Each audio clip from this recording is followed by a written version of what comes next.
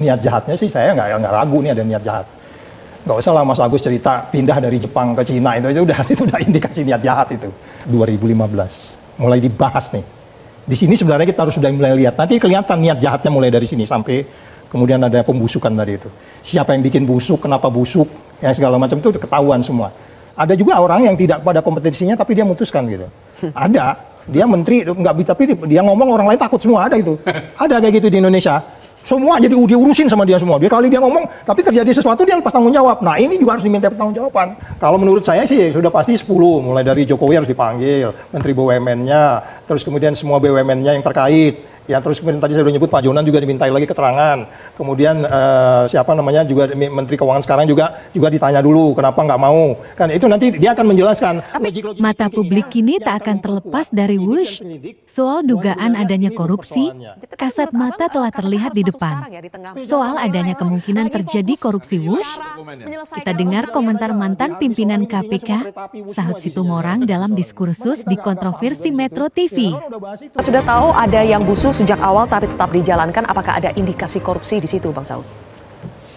Selalu aja kalau peristiwa pidana itu kan yang dilihat itu yang disebutnya dalam bahasa akademik itu atau apa namanya mensernya dan actus reusnya. Jadi niat jahat, baru kemudian bukti-bukti niat jahatnya gitu. Nah kalau kita melihat dari awal niat jahatnya sih saya nggak ragu nih ada niat jahat. Nggak usah lah Mas Agus cerita pindah dari Jepang ke Cina, itu udah indikasi niat jahat itu. Ya kan, dari 0,01 jadi 2%. Maksud saya gini, ketika Jokowi dilantik ke 2014 Oktober, 6 bulan kemudian dia memutuskan sekitar Maret 2015, mulai dibahas nih. Di sini sebenarnya kita harus sudah mulai lihat. Nanti kelihatan niat jahatnya mulai dari sini sampai kemudian ada pembusukan tadi itu. Siapa yang bikin busuk, kenapa busuk, yang segala macam itu ketahuan semua.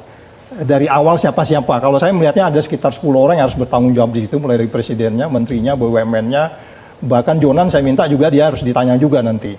Walaupun dia nggak protes, nggak setuju, tapi kenapa kamu diam aja? Gitu. Dia harus minta tanggung jawab juga, termasuk Purbaya juga dengan dia mengatakan tidak harus ada apa namanya PBN segala macam.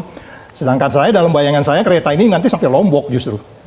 Iya dalam bayangan saya sampai Lombok, ya bukan lagi Surabaya gitu. Secara Saudi bisa kok gitu. Jadi maksud saya cuman persoalan kembali lagi, bukan persoalan ini nyampe mana, tapi peristiwa pidananya yang harus dikerjakan lebih dulu.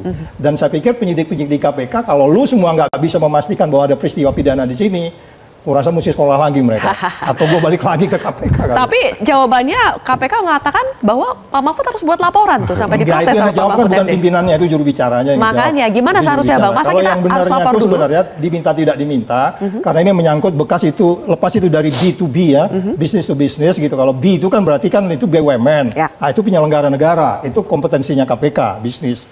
Kecuali end to end, tahu end to end? Ngawur tuh ngawur gitu. Kan B2B atau yang jelas ini udah ada apa namanya ada peran penyelenggara negara di mana itu adalah main course-nya KPK.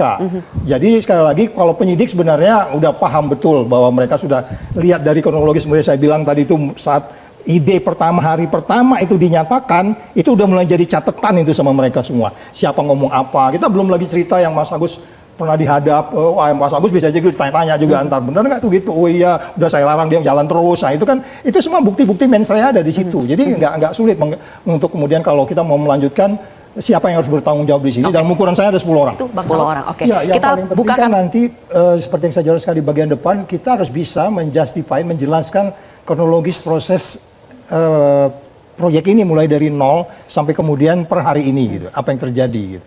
Angka-angka mana yang miss, angka-angka mana yang diselewengkan, angka-angka mana yang dimainkan, terus bagaimana proses pengambil keputusannya. Ada juga orang yang tidak pada kompetensinya tapi dia memutuskan gitu. Ada, dia menteri nggak bisa, tapi dia ngomong orang lain takut semua, ada itu. Ada kayak gitu di Indonesia.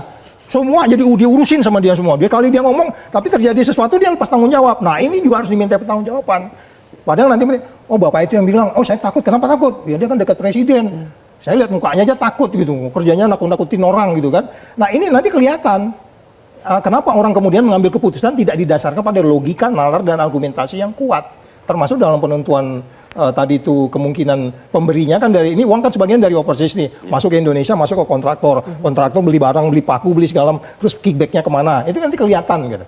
PPATK sendiri saya pikir udah bisa tahu nih berapa sebenarnya uang itu masuk yang benarnya ke proyek itu. Tapi gitu. kalau memang terbukti ada korupsi, apakah itu justru bisa menjadi bargaining kita kepada pihak China untuk bisa menurunkan utang atau merestrukturisasi? Oh bisa aja kan, dia juga menandatangani piagam PBB anti korupsi. Jadi urusan korupsi itu harus didahulukan. Nggak juga harus memberhentikan kereta ini, tetapi kereta ada peristiwa pidana, itu yang harus diselesaikan dulu.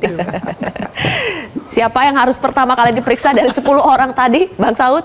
Pertama mungkin kita perlu panggil juga konsultan dari Amerika ya, BCG ya. Ya. Ditanya tuh BCG, tanya dulu. Nanti BCG kan sampai hari ini kita belum tahu tuh BCG itu ngomong apa sebenarnya. Ya. 2-3 lembar aja katanya dokumennya. Proyek segini cuma kemarin 2-3 siapa lembar. Iya.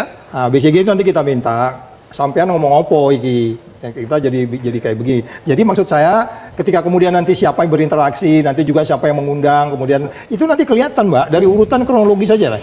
Mudah-mudahan file tuh nggak hilang ya, atau belum nggak hilang, tapi kalau orang-orangnya masih hidup ya itu bisa ngejelasin sehingga kemudian kita bisa memastikan.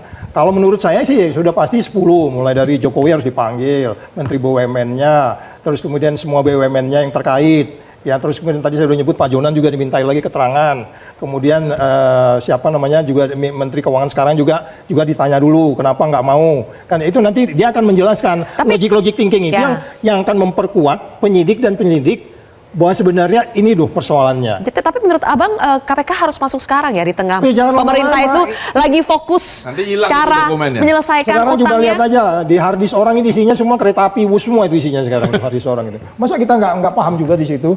Ya kan orang udah bahas itu. Jadi kan salah satu tugasnya mereka adalah yang menjadi perhatian publik. Kemudian perhatian publik kan karena di-attract pesawat. Enggak juga. Orang yang udah naikin kereta itu juga merasa happy, tapi banyak juga yang nggak happy dengan kereta itu. Karena apa? Karena yang kita bangun itu selama ini kesalahannya kan itulah kalau mengutamakan hanya infrastruktur, bukan membangun manusianya. Ini yang gagal kita. Infrastruktur membangun manusia sebenarnya jangan dibalik. Gitu. Makanya, terima kasih Bang Saud, Mas Ab. Terima kasih telah menonton.